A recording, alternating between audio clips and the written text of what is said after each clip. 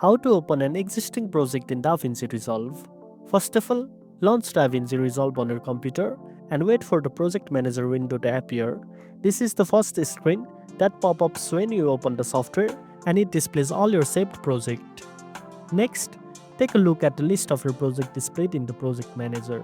Each thumbnail represents a different project you have previously worked on.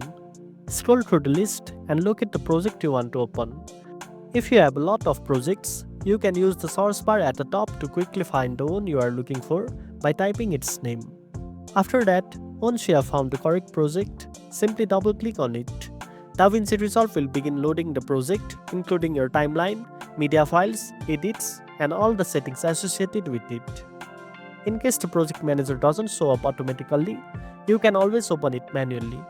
Just click on File in the top menu, then select Project Manager from the drop-down.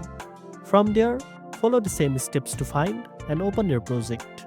Also, if you have your project stored on your computer, you can open it by clicking on the Import Project option from the File menu and then locating the file to open. And that's it. Now you know how to open an existing project in DaVinci Resolve. If you found this video helpful, don't forget to like, share and subscribe for more tech tips. Thanks for watching and I'll see you in the next one.